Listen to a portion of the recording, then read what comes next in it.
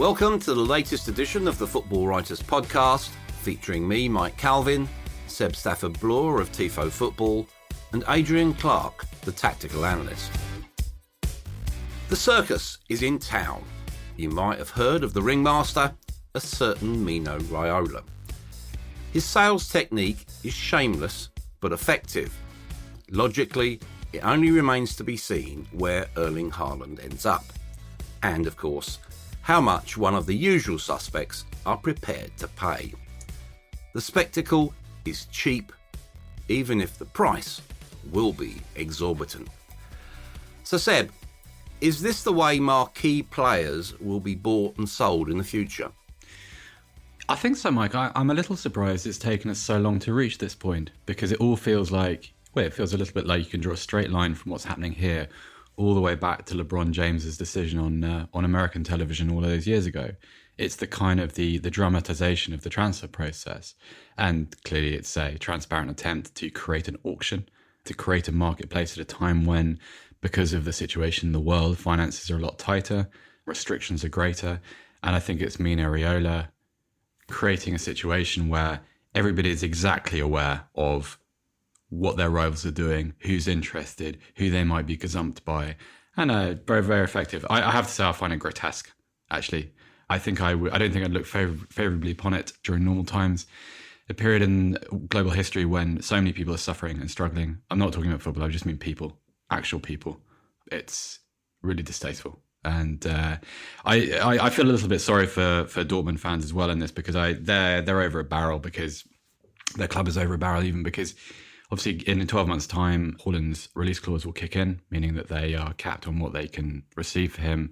His body language in games has started to deteriorate a little bit. Like, he's not he's not trying hardest to hide his frustration. And also they're playing extremely badly, and they're going to miss Champions League football, which means that they have no choice now but to sell. So the whole thing is really, really ugly.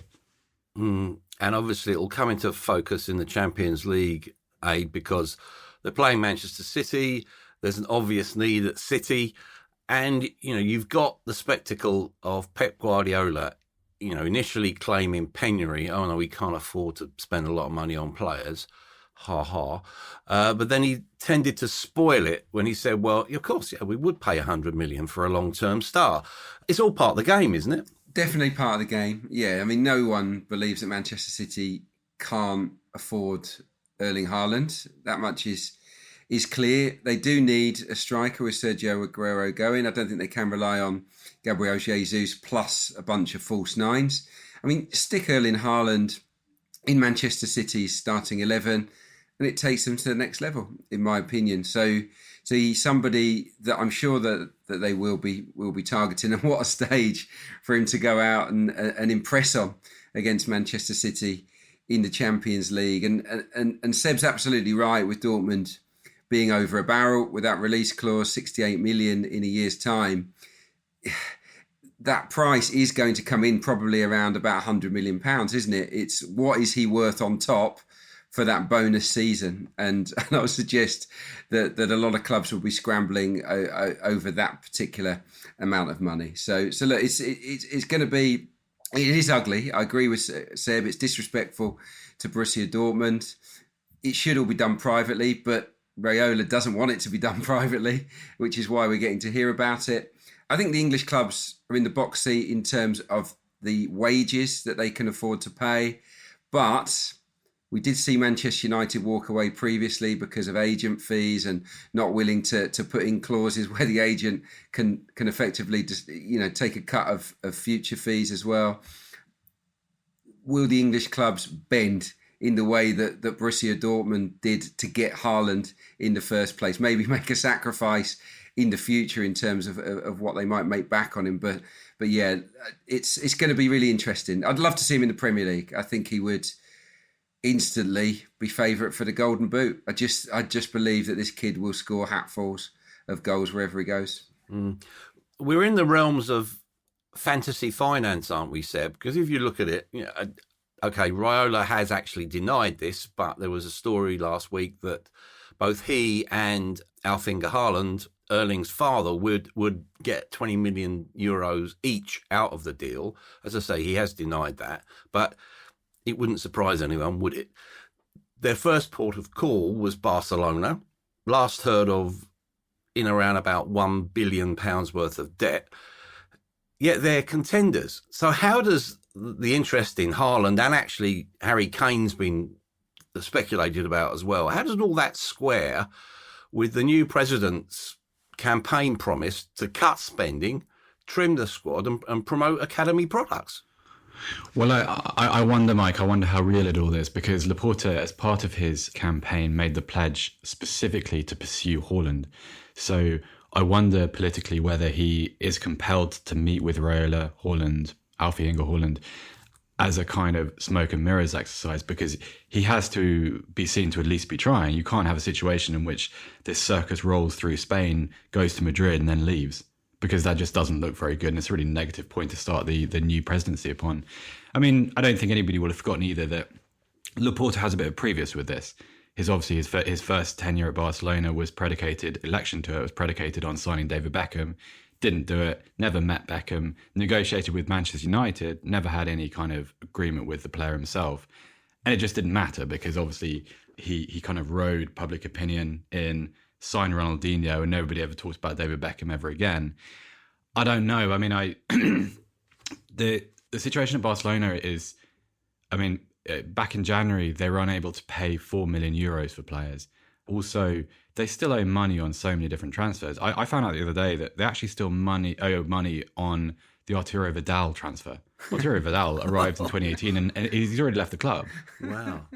So the idea that you're in there, I think it's 1.17 billion euros worth of debt, and he's promised a, quote, sharp economic plan, but no one's quite sure what that is, and I'm sure there'll be investment and entrepreneurship somewhere, but I'll have questions if Barcelona somehow find a way of meeting that transfer fee. And Seb, you got to think about Raiola in this position as well. Now, when he doesn't have to sell Haaland to Barcelona, but he will say, well, look, his value to the side is every bit as important as Lionel Messi, as an aging Lionel Messi. He's as valuable a player for this team as Messi. Therefore, he should have financial parity with Messi.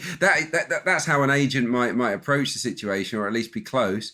And that's just going to be impossible. They can't have two gargantuan earners on their wage bill unless they're intended on playing, with just two players. Do you expect Messi to stay at Barcelona now? Is that a given? Yeah, but this is another Laporta election pledge. Messi he has the relationship with the Messi family. It's always been good, which is quite a contrast, obviously, to the previous president.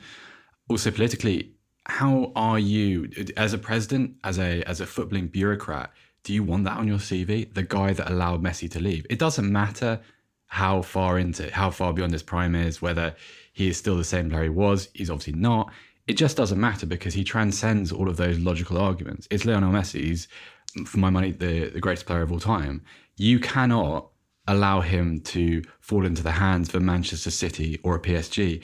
You can accept maybe at some point in his career he's going to want to go back to Argentina. That's different. What you can't do is allow him, if you're Joan Laporta, to be snagged by a lot of your previous employees in England now, or to go to PSG. Imagine like being a Barcelona fan and in the space of a decade seeing Neymar and Messi go to Paris Saint-Germain against your will. Is intolerable, and you can't. Spanish football is deeply political. You cannot accept that, and so therefore, Laporta, no matter whether it makes financial sense, no matter whether he would actually probably prefer to be free of the financial burden of the Messi contract because it's massive, it's not achievable. He has to stay.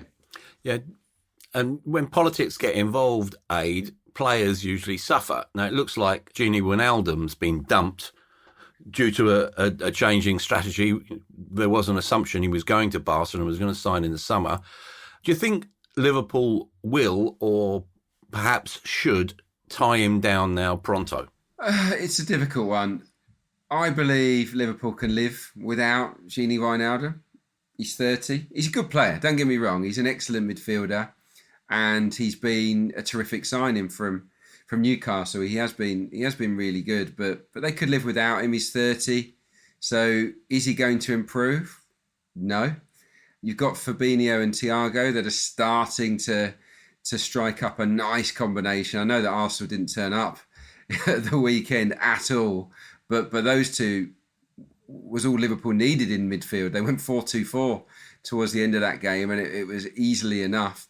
I think a box-to-box midfielder that's younger than Wijnaldum would potentially improve them. So no, look, if he wants to go on a free and get his biggest payday elsewhere, Liverpool might let him. It depends. It depends whether they can afford to keep him on. But I don't think over the next 2 or 3 years he's going to be a regular starter or as regular a starter as he has been. So personally, I'd let him walk away and get that payday wherever he finds it.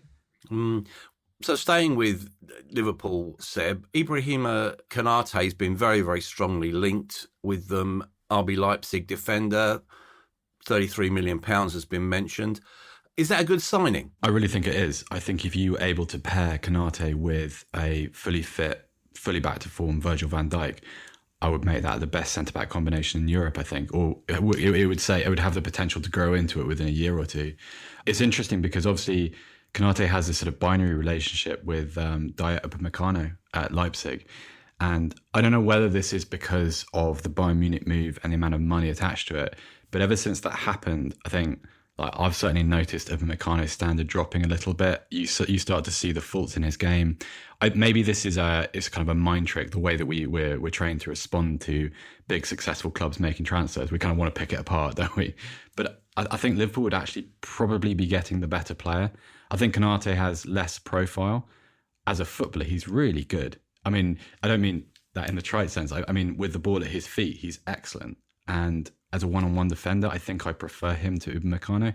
I dare say Upamecano will be very, very successful at Bayern Munich, but for 33 million, and that's the fee that we're kind of led to believe that Liverpool will be willing to pay for him, I think that's a really good deal. Really good deal. 21 as well, Seb. Yeah, I mean, he's got so many years ahead of him. Scope for improvement. Yeah. And Liverpool got some tough decisions to make because the recent form of Ozan Kabak and Nat Phillips has given them a little bit of food for thought, hasn't it? Because, I mean, 5 away games now in a row, clean sheets, and 4 of them, those two, have played. 2 of them against Leipzig, of course, away from Anfield. So Kabak is an interesting one, isn't he? But I guess, Seb, when you think about their respective Bundesliga careers, you would have Konate well ahead of Kabak in terms of quality and, you know, career trajectory, wouldn't you? So for me, if you're going to spend 30 million, it's got to be on Konate rather than Kabak, hasn't it? I feel like Kabak has done quite well, but I'm led by my father-in-law. He's a big Galatasaray and Turkish national team fan, and he's staggered that Kabak is playing for Liverpool. So obviously, we live in Germany, so he's got vested interest in Jurgen Klopp, and he's stunned that someone has had that opportunity. And I think that's very interesting, and I think also, in a way, you have sympathy for him because he's gone from the slapstick of the Schalke defence, who are beyond awful. They're just like a different level of terrible. And he's stepped in and he's had a few bad moments, but he's recovered. And I really like that. I think that's a really good sign for a player that's probably destined to be a backup in the future. He'll be someone perhaps who comes in to, support probably be the 4th choice player there behind someone like Joe Gomez or Joel Matip. But I think he's done well. I think Nat Phillips has done very well as well. I really admire. I don't think he's destined for the top of the game, but given the task of having to fill in for the best centre-half in the game, and that's pretty undisputed, I mean, I think he's done remarkably well. And given the things that have gone on around him in that Liverpool defence, goalkeeper's been shaky, fullbacks haven't been great, midfield's been all over the place because, of course, they've been used to compensate for absences elsewhere. He's been great. He was terrific against Arsenal. Yeah. Oh, it didn't have to be that terrific, did he, to be honest? That is true. That much is true, Mike.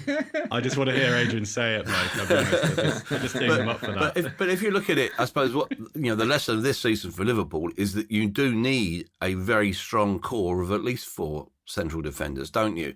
And where do you think all this leaves Joe Gomez? I feel quite sorry for him because, here he is again going through that horrible, isolating experience of long-term rehab. And he's hearing the sort of conversations we're having now, isn't he? It's a challenge for him. That's how he's got to react to it. In football, when you play for a Liverpool, a Man United, Arsenal, Chelsea, you get used to the fact that standards are ridiculously high and that your competition is going to be really good. And all you got to do, he's an international. He's experienced now, Joe Gomez. He's a champion. Got to back himself and to be better than anyone that comes in. It's just the way it goes. When any player that's out injured for a long time has that challenge. Can I get back to where I was? Can I regain my position in the starting 11? And he'll believe he can do it. And look, if it doesn't work out for him, Joe Gomez has got a great career ahead of him. I'm sure of that. He's a top class player. He can play centre half or either full back position. So yeah, his future's not an issue really. Seb, modern football writ large, part 2 probably. Redbird Capital Partners have invested £530 million into the Fenway Group, Liverpool's owners. They're insistent that they won't fund a silly money bid for Kylian Mbappe. I'm not so sure. But they are going to boost the analytic presence, especially around artificial intelligence, that sort of modelling which they've used elsewhere in their portfolio.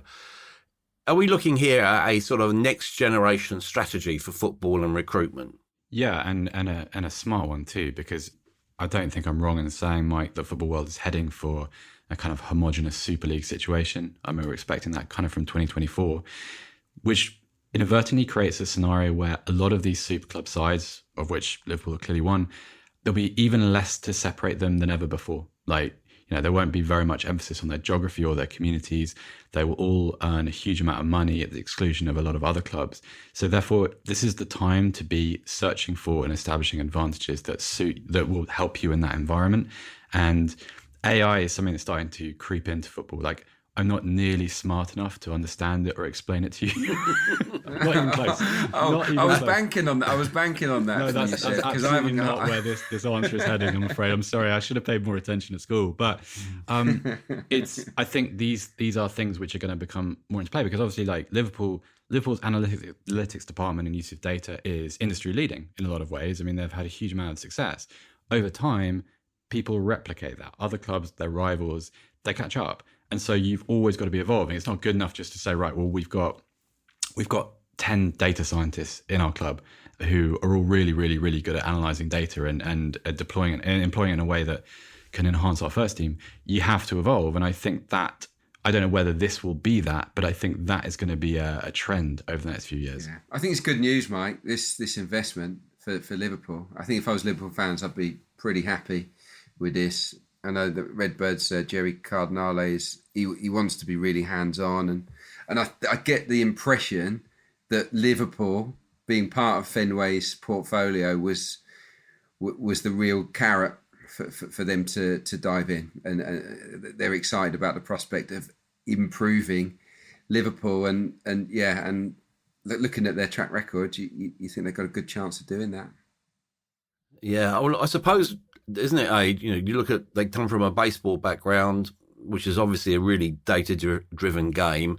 And I always forget the sense that, Cardinale's also been talking about maybe going out and buying other European clubs, looking at Serie A. And I suppose they're all chasing the Man City global model to a degree, aren't they? If we look at City now, do you get the same sense that I do, that there's a team in transition here, where from tactically as much as anything? And I just wonder what future Raheem Sterling has there. What do you think? It's an interesting point, Mike. He's still a very good player and still a little bit different to other players that Manchester City have. So for that reason, I still think he does have a part to play. They have evolved this season, no doubt about it. Tactically, obviously, significantly harder to play against, to score against, and the use, the frequent use of a non-centre forward has been fascinating, especially how successful it's been. Sterling's still a bit different. He's a player that will always be a bit rough around the edges. I mean, for England the other night, he did some awful things. He was really sloppy. And he mucked up, he lost possession tons of times, but he still made the difference. He still was the guy that broke the lines, was the man that made things happen. And that's kind of what he does for City. Look, he's 26. I would say he's probably in his peak at the moment. Again, I don't think he's got to worry, Raheem Sterling. If City decide they move on from him, which they could because they're so spoilt for choice, then he will pick up a great club elsewhere. But I just feel that Pep's got a soft spot for Sterling and for developing him, and providing Sterling's got the right attitude and retains that hunger to learn and be part of this new City, then I think Pep will want him to be on board. But if he doesn't, if his attitude slips, we know Pep's ruthless. He'll get rid of him. He'll get rid of any of them if they're not on board. Yeah, he seems to me the sort of player who screams Real Madrid and fanfares. Talking of being ruthless, do you get the sense, Seb, that Sergio Aguero's being dispatched, with great protestations of love and gratitude and everything else, but it's like, okay, boy, we've had enough now. Bye-bye. Which I suppose is football's way. Look, that's football, Mike. It happens to everyone in the end. In that sense, the conventional wisdom is that he wants to stay in the Premier League. Chelsea a realistic option for him? Don't think so. I think it comes down to durability. I think what's counted against Aguero here is that he's quite old for his age. I think I'm right in saying that he's never actually completed or started more than 30 Premier League games in a season. And he's been a marvellous player, one of the best natural finishers I've ever seen in the Premier League. But there's always that issue with him. There's always that kind of fear that he's going to tweak a hamstring or a groin or something. And that's been difficult. And I suppose City's reasoning is, well, as he gets older, is that going to improve? Probably not. Chelsea, I mean, it would make sense. I just don't see it happening. I mean, Chelsea famously is a great sliding doors moment with the Premier League, isn't it? Because supposedly Chelsea were very interested in Sergio Aguero until John Terry played against Atletico Madrid and reported back they didn't really fancy him and he wasn't going to amount to very much. And, good shout. So I don't know. Also, I think Chelsea's skewing younger anyway, Mike. If you look at the players they've got there and the investment in Werner, Havertz, Ziyech, I know is a bit older, but still he's not an old player. Mason Mount, that's your attacking core. Do you bring in a guy who's approaching his mid-30s? I don't think so. I don't think it makes sense. There's anything other than a very short-term solution. Where do you think he features, Aid, in the conversation around the Premier League's greatest striker? Top five? Not as high as Manchester City fans would want him to be, in my opinion. But you could make a case because of his longevity and because of how he's consistently scored goals over such a lengthy time span. He is a Premier League great, no doubt about it. But if you think about it, I mean, he's no Thierry Henry. I don't think he's the greatest, I think, in terms of strikers. But I would have Shearer ahead. I would have Kane ahead. I think Kane's a better centre forward. And when I think about Aguero, a peak Aguero up against a peak Drogba or a peak Luis Suarez, I'd have Drogba or Suarez in my team if ahead of him at their very best. So for me, it'd probably be sixth. But I could easily be persuaded because he is an unbelievable player and he's been great. But the Premier League has been blessed with some just brilliant front men. That is for sure. Aid mentions Harry Kane, which I suppose does lead us on to his future. Seb, if you have any sense that Manchester United are getting their act together in terms of recruitment, surely he'd be a natural target for them. If they do go down that route, will Spurs sell? Oof, difficult. I mean, they won't have a choice with it. Can I just jump? Sorry to jump in there, Seb, but would Spurs have a choice? I think Harry Kane decides whether he stays or leaves, doesn't he? I don't think so, Ages, because of his contractual situation. His deal goes until 2024. So, yes, he may. I think he's owed the opportunity, given the way the club's been run over the last few years, to make that choice. I'm a Spurs fan, full disclosure. I think a lot of people would agree with me in saying that Harry Kane has earned the right to something better than this. Sorry, it's a circus at the moment. The thing is, though, that can you ever see Daniel Levy saying, yeah, you can have him on the cheap when he's got 3 more contract years left? I think he would say, I want £175 million for him. I'd say for Daniel Levy also, there is a very heavy personal cost to selling him. I think if you sell him, you then have to resign, because I don't think you can ever be forgiven for doing something. It's like, what all those years ago, the Edmonton Oilers trading Wayne Gretzky. Like, he's the one player that you don't get rid of because he's the one player that means more than any other to the fans. And given the bad decisions which have led to this point, which Daniel Levy's done wonderful things for Tottenham, but he's also done some terrible things to that football team. And we're seeing that play out at the moment. This would be a step too far. I think you lose all credibility if, as a result of poor managerial choices and failure to financially support managers who are doing good things for the club, the consequence is then to sell a player who he's not even one in a generation. He's one every few generations. It's like trying to sell Dave Mackay. It's the same principle. I think it would be the end for Daniel Levy if he does that. So that's a decision for him. He's not going to be forced to do anything because it's Daniel Levy, isn't it? So, but it's very difficult. And it's not going to be as simple as Kane saying, well, I don't fancy this anymore, because that's going to be a very, very difficult negotiation. I just don't see it. I just think it's too complicated. I think it's the wrong timing. £180 million now for a soon to be 28-year-old player with a bad injury record. Oh, that's a big old gamble for someone. Yeah. He's as attractive, I think, as Haaland or Mbappe, apart from the age factor. I think he's a better player than Haaland. Like, I don't know what Haaland will turn into. I think Harry Kane is the best centre forward in world football. He's done wonderful things for Tottenham, but the game is a business. I think he's Footballer of the Year. Yeah, I genuinely do. I haven't voted yet, and I'm trying to kind of recuse myself of Tottenham bias. But in a bang average Spurs team, his output has been just incredible. It's not an average Spurs team. It's a bad Spurs team. Can't do anything well except the things that Kane does on the ball.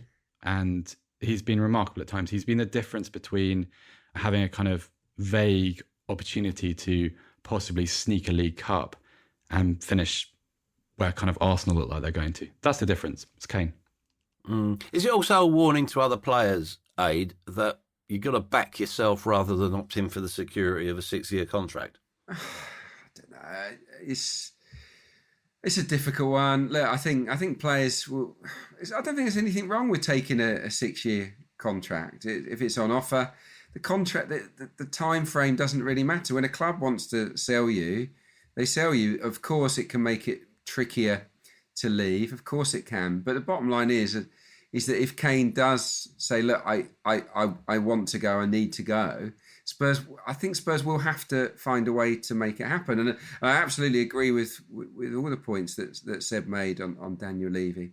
But who knows? Every player has their own career path. It just feels like Kane does deserve a better team than Spurs. And it's going to take until Kane reaches his 30s for Spurs for any kind of Spurs reboot, if there is one, to make them challenge. So in his shoes, I'd ask to leave and try and find a way. Sorry to jump in. I wonder whether this is also tied to Jose Mourinho's future, because I wonder, at the moment, it doesn't seem to be going in a hugely positive direction. Now, I wonder if Spurs were to make a change and there was to be buy-in from someone like Kane into that change, that might alter the situation. But it's difficult again at the moment to argue against if he does have a desire to leave. It's difficult to argue against that because Yeah, I'm going to stop myself. Well, I intended to ask you this question, really, Abe, because I think it's probably too close to home for Seb. With Mourinho, the cracks are appearing. He's marginalised Harry Winks. The law of the mate in football takes over. Kieran Trippier's at Atletico. Oh, suddenly Harry Winks is linked with Atletico. When you have a coach and a manager who, it's no great surprise, he's always been a polarising force, but he's now a fading polarising force. When do you get to the point where it's too much aggravation?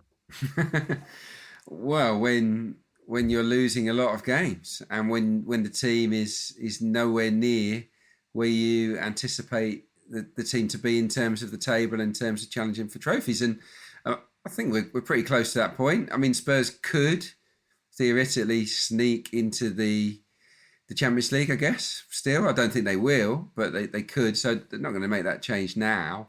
But I'll be surprised if Jose is Spurs manager next season. It's not worked. It looked for a little while earlier on in this season that it might, and they had that purple patch, but yeah, it's too many players are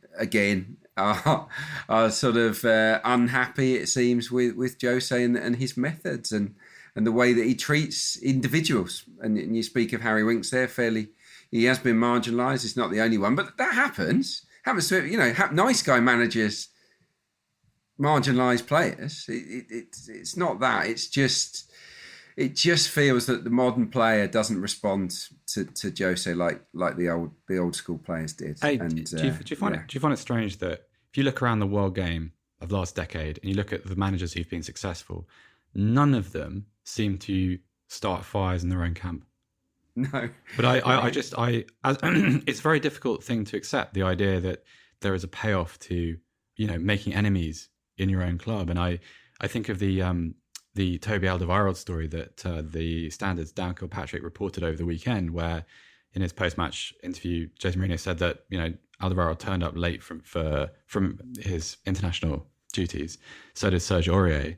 Said they weren't available to train, and then that was disproved by images on the club's official Twitter account. If you're Toby Alderweireld, now I know Toby Alderweireld is a fading force, but Toby Alderweireld has contributed to some brilliant seasons at Tottenham. He's an elder statesman in this group. He's earned a lot of respect amongst his fellow players.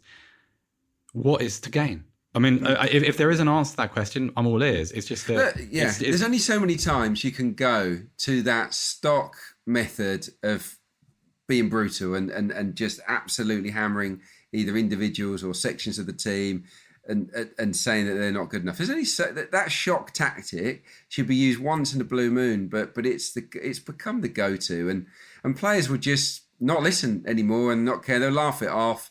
There he goes again, and he'll just lose that respect within the dressing room. The players would have been quite excited, I think, to work with Jose Mourinho because of his track record, because they all want to win things. Could this be the guy? Could this be the guy that brings me my winners' medals? And at the outset, yeah, they'd have been on board. But I think the time has elapsed now. They've seen enough of him to maybe realise that, like most of us on the outside, that Jose is a fading force. And I don't think he's ever going to be the manager he used to be. Yeah, because when we boil it all down to its bare bones, football management it's a people business, and I'd make a comparison with what's going on at West Ham, Seb, where there's a real element of coaching that is overlooked. Okay, you can look at the consequences. West Ham are in the top 4 with 8 games to go. David Moyes has done a terrific job, but I think that improvement is almost condensed into one person, which is Jesse Lingard. He's been revived, and I suppose it's that equation between self-confidence and faith in him. What does that say about David Moyes as a man and a manager, do you think? I think it suggests that as a manager, I think it suggests that he has learned from things that have happened in the past. I think that his player handling has clearly improved. Lingard is a very good example of that. But I would also add in Craig Dawson. Craig Dawson, at the end of last season, would have been nobody's choice to anchor a defence that was heading for the Champions League. With the greatest respect, Craig Dawson, because he's been a terrific defender over the years. It's just that he did not have a good season at Watford last year. Aaron Cresswell has been reinvented as that kind of outside centre half. I think what you're seeing, and Lingard is as you say, Mike, he's kind of top of this tree. You're seeing players who are being made to feel important. You're seeing players who are responding to faith, who are responding to good man management. Bit of a trite phrase, I know. But you also see a group in that West Ham team, a group of probably about 14 or 15 players who really understand what it is that they're trying to do. There's a real cohesion, there's a real collectiveness to their football, but there's a real understanding for what they have to do to win football matches. And I think that's something that's missing at other clubs. I mean, I think sometimes we can over-intellectualize the game in the sense that we can talk about it in very complicated terms. And yeah, in places, football is complex and it deserves that kind of scrutiny. In other situations, however, there's a lot to be gained from understanding, from players being given something to do in a game and going to execute it well. And I think Moyes' sort of second time at West Ham is a kind of triumph of all of those things. And it's a nice story because he was on the scrap heap. He was like David Moyes became a punchline because of what happened to Man United, because of what happened to Sunderland. and he has reclaimed his reputation. That's really rare. We've just finished talking about Jose Mourinho. Jose Mourinho spent, a decade trying to return to where he was in the game, hasn't managed it. David Moyes suddenly is, his stock is almost back to where it was at Everton. That's remarkable given the time period in between those 2 points. I think David Moyes has created a brotherhood at West Ham. There's a few players in there, like you say, the two that you picked out, Dawson and Lingard, two players that, were just sort of bumming around, really, weren't they? Their careers were going nowhere. Creswell was on the way out, and he's just rejuvenated them, and they've got some really good characters in that dressing room. I think you can see that. Declan Rice is a great lad. I think we know that. Antonio's a wonderful leader of the line, leads by example, and they just seem like a brotherhood that's all in it together, that are loving punching above their weight, and there's so much that can be said for a manager making you feel wanted. Experienced it myself, where you just feel worthless when you're training well. You feel like you're training well, and it comes to the team being pinned on the wall, or the squad for the weekend on a Friday, and you're never in it. You just feel worthless, and you think, do I even want to be a footballer? What and then you doubt yourself. Well, have I lost it? Am I not the player I used to be? And then you can get a move where a manager just loves you to death, makes you the pivotal figure, and all of a sudden it all comes out again. You flower as a footballer again, and that's what we're seeing with Jesse Lingard. And it's a lesson, I think, for other managers. Look around the league, look at the big clubs, look at who's out of favour, and go and put your arm around one of them and give them another chance, because these players, most of them are very, very good, and it's fine margins, and a lot of it, the difference between success and failure is between the ears and how a player feels confidence-wise. There are tons of players that can be revitalised, like Jesse, in my opinion. Do you guys feel sometimes as if the game has lost that sense of allowing players to rise and fall? See, we've always understood from year zero that, form fluctuates. Players have good months, bad months, good seasons, bad seasons. Now it feels like as soon as a player starts their downturn, they're finished. Need a transfer, need a £50 million replacement immediately next week, and that player can just be fired into the sun. And I find that really wasteful. It's like one of the game's great inefficiencies, because it makes me think of someone like Davinson Sanchez, for instance. Davinson Sanchez, once upon a time, thought of highly enough to be worth £40 million to Tottenham, and has given some very good performances in a team that was playing the Champions League and what have you, has had a few bad years. Does that mean that player is finished? No, it just means that you need to unlock the potential that's still in someone like that. You need to, as Adrian said, you need to make sure he feels confident. You need to make sure he feels, worth something as a footballer. It's a profession. If you don't feel worth anything as a professional, your performance and your confidence is going to suffer. And Lingard is another example. Are you trying to tell me that at some point of the last few years, Manchester United couldn't have got something out of Jesse Lingard which would have been of benefit to them? Of course not. It's just this mentality that, right, well, we need to move on now. That's no good anymore. And you're seeing what can happen. You're seeing how powerful a change in form, a change in management style, all of these things can be. You put a player in the right situation, all of a sudden, at the moment, he should be playing for England. And I know he did over the international break. But at the moment, he'd be starting for England. I mean, he's good. It feels like a blind spot, and it's really frustrating. In fairness to Manchester United, they got Bruno Fernandes in his position, and it's like, well, we've got Bruno now. So sorry, I know, Jesse. But, I mean, that is sort of you got Bruno Fernandes there, and Bruno Fernandes gets run into the ground. Like he's a wonderful player. I love watching Bruno Fernandes, but I mean, if you said to him before he signed, right, well, this is going to be this is what we expect of you in kilometres over the next 18 months, I don't think he'd sign up for that. Ask Jesse Lingard whether he'd prefer to still be at Manchester United covering Bruno, just stepping in for him when he needs a breather, or being the star of the show for West Ham. West Ham, no doubt. He wouldn't move back. West Ham, no doubt. Yeah. If you're Jesse Lingard, Aid, would you go back to Manchester United? Because there will be pressure to do so, because they're obviously embarrassed that he's come out and played as well as he has. No, I wouldn't be going back there. I mean, you just say, "Let's make this happen. I love it here. keep me. Do what you can. And Manchester United surely won't stand in his way. He's been a very good servant to them. He's come through the ranks. He's played there a lot of time. He spent most of it in and out of the team. They've got someone that, as long as they get the market value for him, they should let him go. It would be the worst thing possible for Jesse to go back to Old Trafford to sit on the bench. Okay, I'm repaying the favour here, Seb. I asked Aid about Jose Mourinho. I'm going to ask you about Mikel Arteta.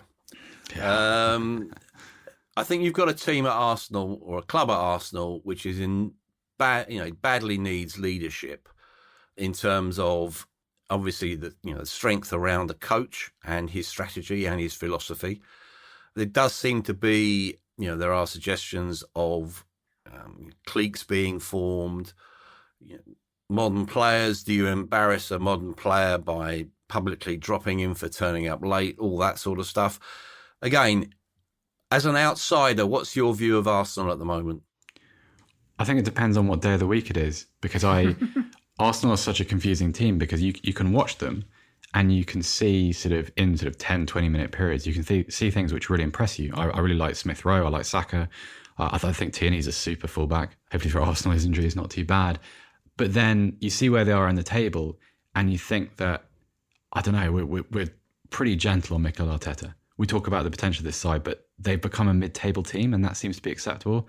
Also, one of the strange contradictions is that you mentioned leadership and the importance of dressing room voices. One of the ironies at Arsenal is that they are dependent on the leadership of players who aren't particularly good. So you need David Luiz in the team and you need Granit Xhaka in the team, but you need them in the team for social reasons, because they create accountability and they are quote unquote leaders. Are they good enough to be playing at the level that Arsenal want to reach? David Luiz probably was 4 or 5 years ago, not now. Granit Xhaka, no, is a problem. Good passer of the ball, but I don't see any other attributes that are particularly impressive. So you have this scenario where you need these elements in the team, which kind of are double-edged swords. Also, I think it's difficult to reconcile Nicolas Pepe's transfer fee with his performance. I don't know what he is. Like, there's a player there, he has something.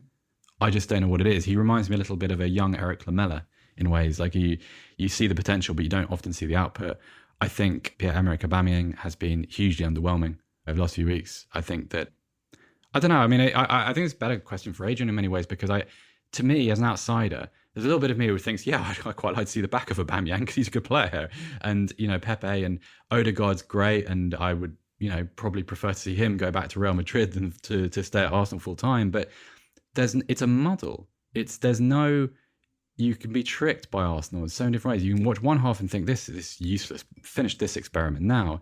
And then you could see something that thinks, you need to persevere with this. You need to gather things around this manager to give him the opportunity to kind of fulfill his vision. I don't know what the right answer is. Tell me about it. I have to analyse their games. Because like the Pepe thing, I watched the second half of that West Ham game at London Stadium.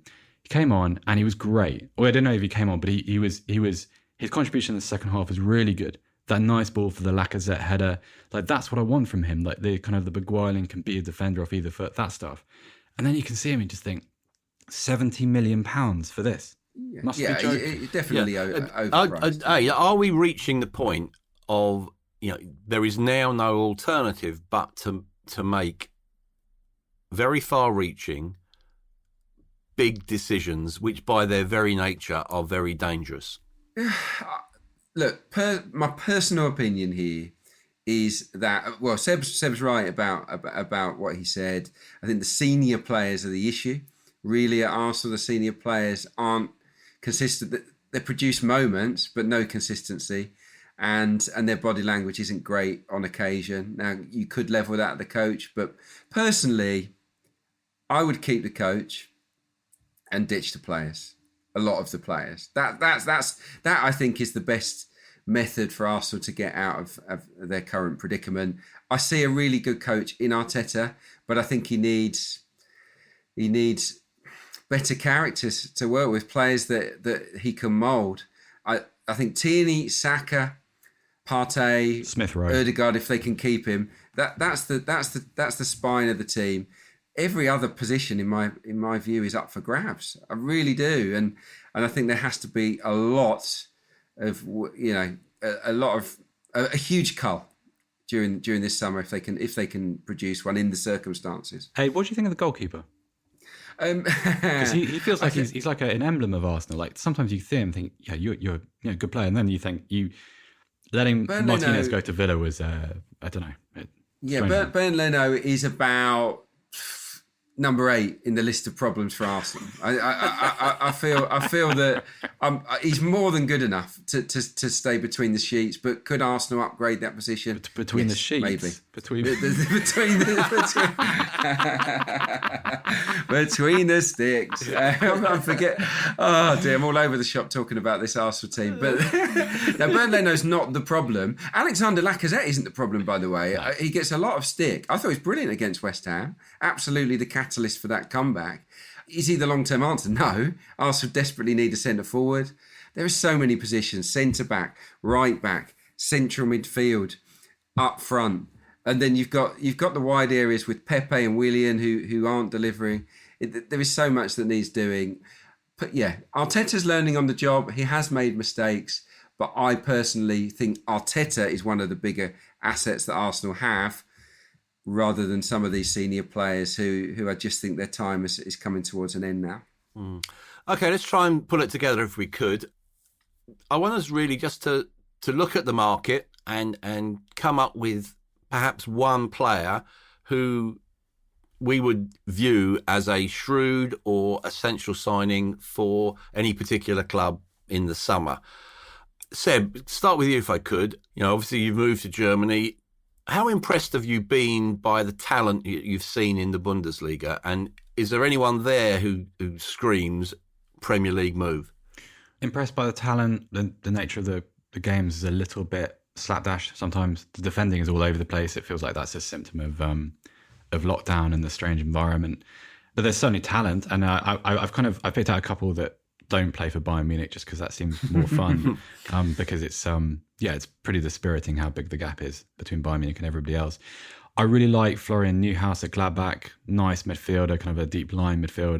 Would actually be a very nice fit at Arsenal. I've got a little bit of a sneaky one, which is Daiki Kamada, who played for a really resurgent Eintracht Frankfurt team.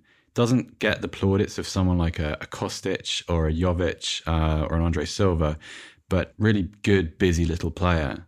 And the kind of the wonderkin, I suppose I would compare this player to, I say probably kind of Germany's answer to Phil Foden, very stylistically similar, is Florian Wirtz of Bayer Leverkusen.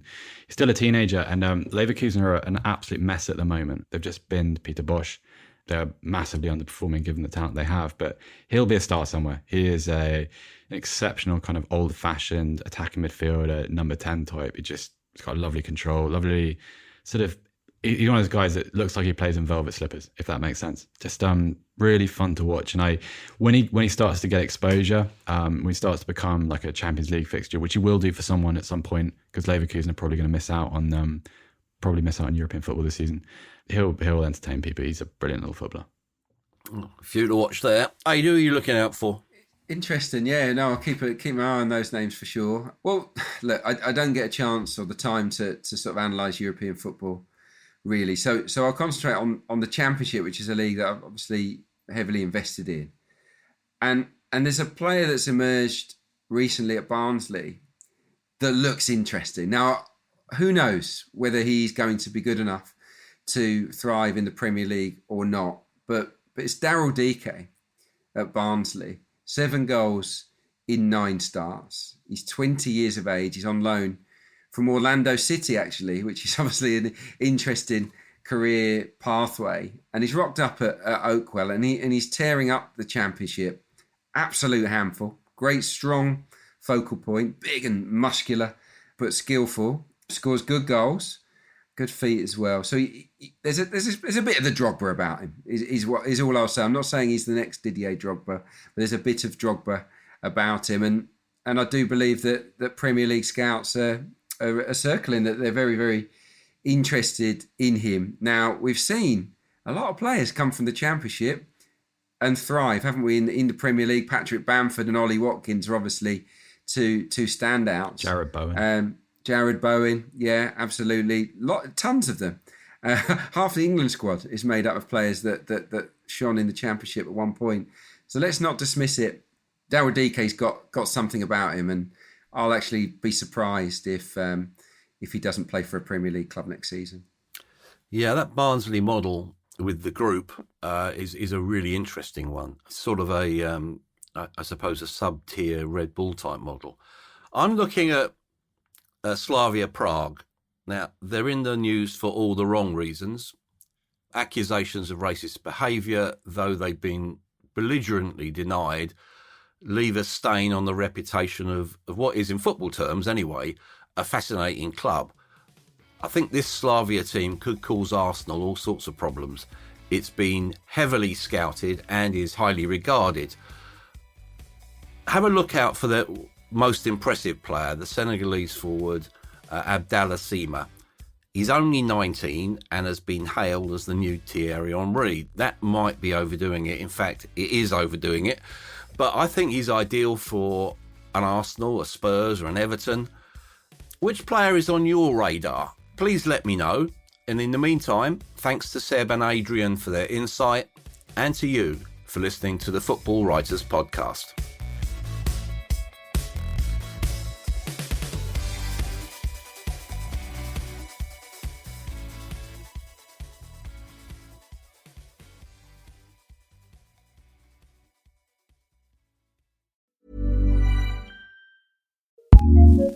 Looking for a new podcast to listen to? Here's what we love, courtesy of Acast Recommends. Hi, I'm Zibby Owens, and along with Tracy Cox, who is an international sex expert and author of 17 books, I co-host the podcast Sex Talk with Zibby and Tracy, and it's SEXTOK. And the reason we have it as Sex Talk is because we happen to be viral TikTok stars at the moment, with some of our videos getting over 1.1 million views. So listen to us. I am totally shy and squeamish. She is super open, British, and hilarious. Listen to us each week as Tracy answers 3 anonymously sourced questions about all the things you talk to your girlfriends about. Listen on Acast or wherever you get your podcasts. Sex Talk with Zibby and Tracy. Acast recommends.